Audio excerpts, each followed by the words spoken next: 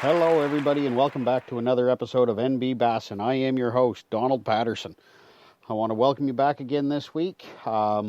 This episode's going to come across a little different. It's going to drop here on a Monday night instead of the usual Tuesday morning. Thought I'd try things a little different this week to see how it goes and just to see if I can get a little bit better episode laid down for you on a Monday evening while I'm home and relaxed instead of trying to record while I'm at work.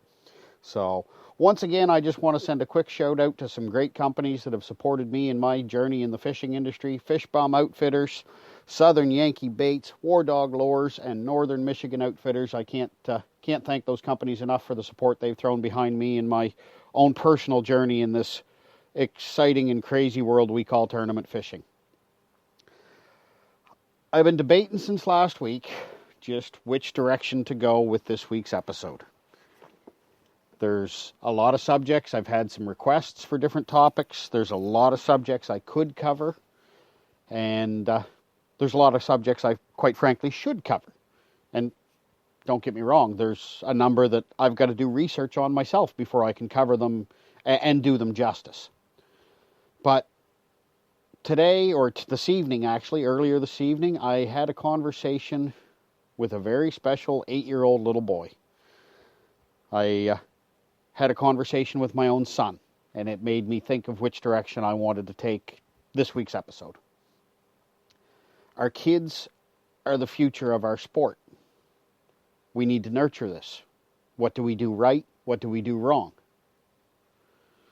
Well, as I said, I'm doing things a little different this week. I'm currently in my garage, sitting on my boat, wishing the snow and cold weather would go away.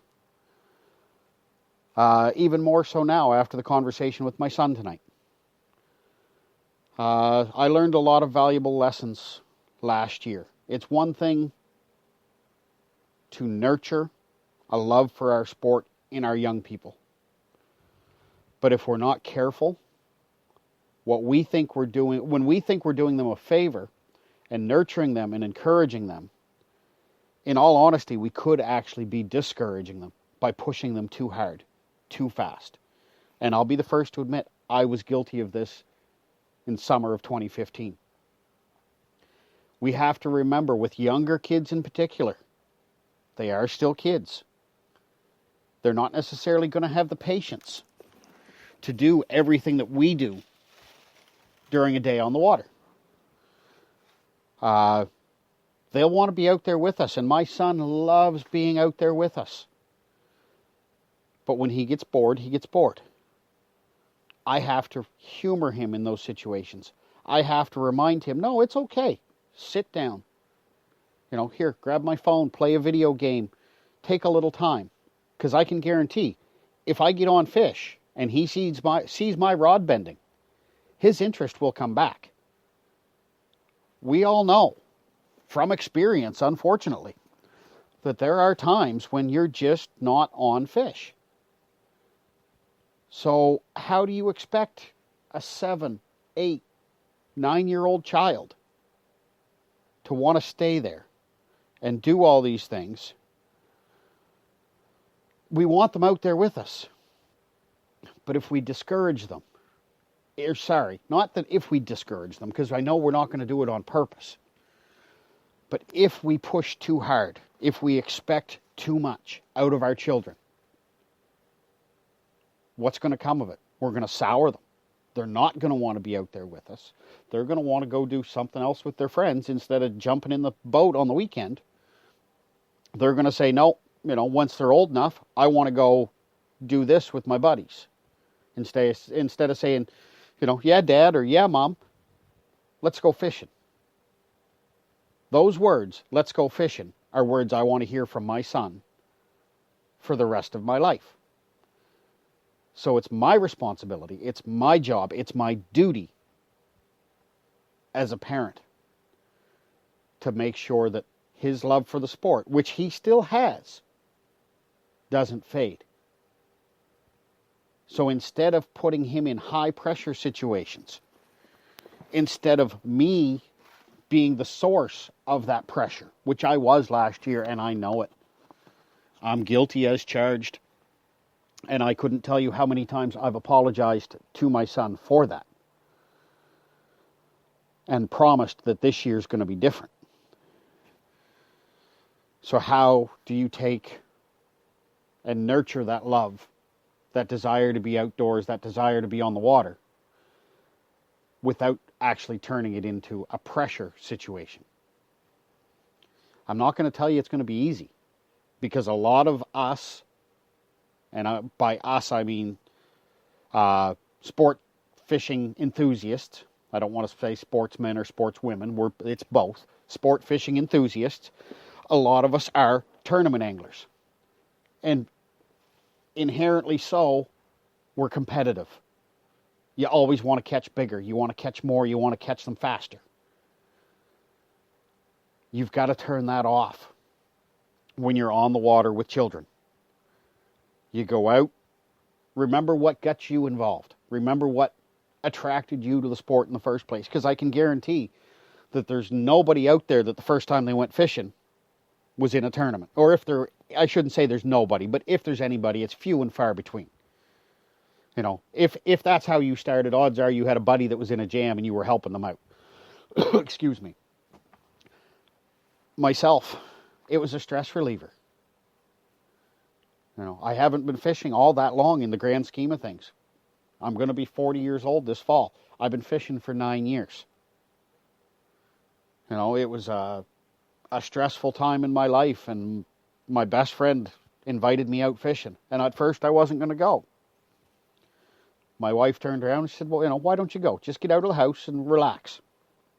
So I went, and I fell in love with it because it was something to relieve stress. It gave me time to focus. It gave me time to clear my mind. And to this day, even in the most stressful of tournament situations, it still does that. Because everything else, except for the feeling through my fingertips into that line and into that reel, the rest of the world disappears. The only thing that matters is, what am I feeling? Is there something bumping my bait right at that instant? So that is what hooked, pardon the pun, that's what hooked me. So what's going to hook my son? Well, it's starting out with him being able to spend time with me. And as a father, I can think of no better way to spend time with my son. I shouldn't say that. There's any time with my son is great time. But for him to take an interest in something that I am so passionate about is an amazing thing to me. So I need to make sure, I know I sound like I'm repeating myself, and I just can't stress this information enough. I need to pay attention to him, not to myself when we're on the water together, not to my own rod and reel, but to him.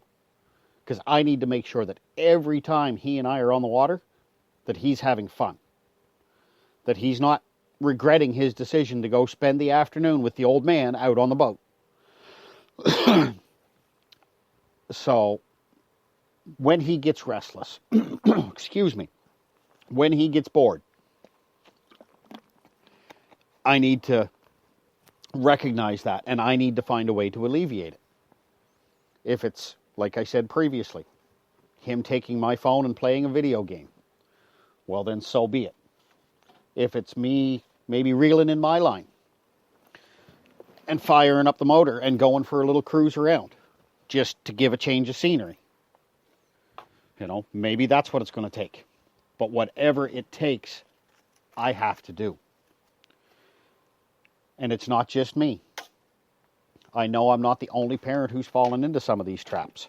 Because of our own competitive nature, excuse me again, we can't break it. We can't break that drive, that desire, that competitive edge. But the future of our kids in our sport depends on us breaking that from time to time. Because there's times they just want to have fun. Now, don't get me wrong. The NBSFA hosts a couple amazing kids tournaments each year. And we took our son to one in 2015. He was as competitive as the next guy. But the focus that day was on him. And kids are like the rest of us. Doesn't matter, child or adult. We all like being the center of attention. So when you take a kid to a kids tournament, when they're the center of attention, they're going to eat up every minute of that. So why not make them the center of attention on a fun fish too? You know, they're not just another passenger on the boat. They are the future of our sport. So yeah, let's cater to them a little bit.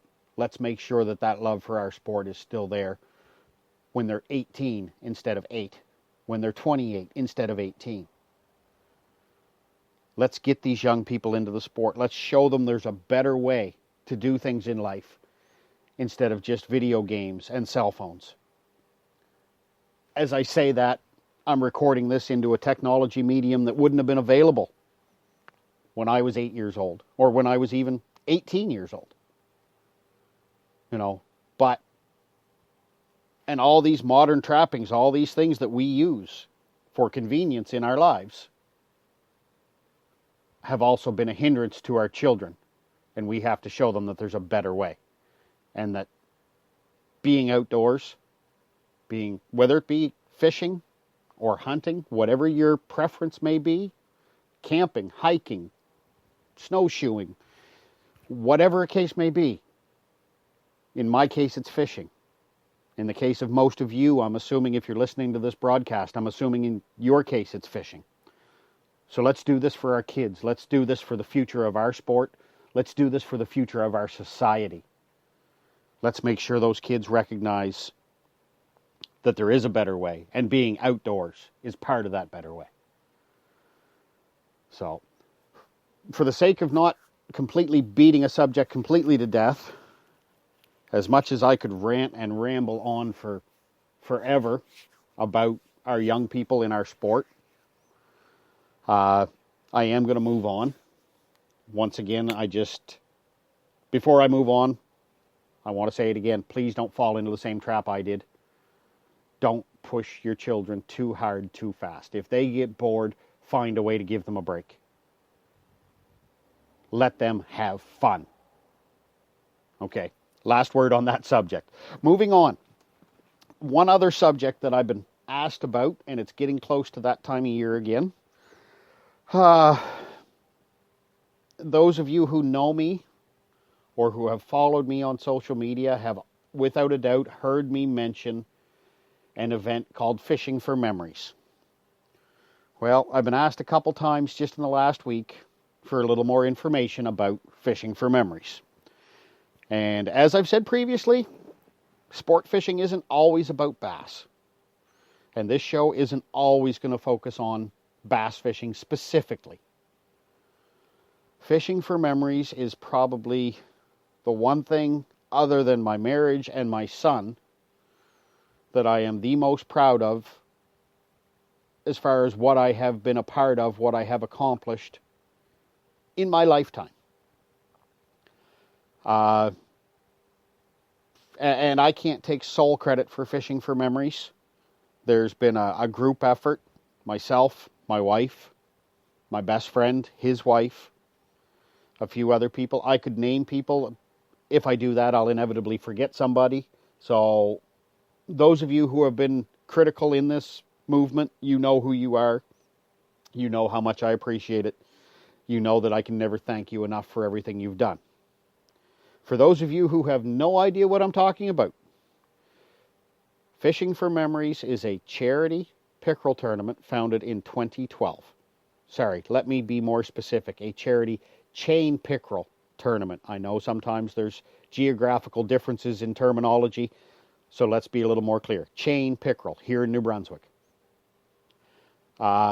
We founded this event in 2012 as a way to raise funds for the Alzheimer's Society of New Brunswick. Well, we're gearing up for our 5th anniversary year, and in the process we do a supplementary fundraising event where we do a steak and stein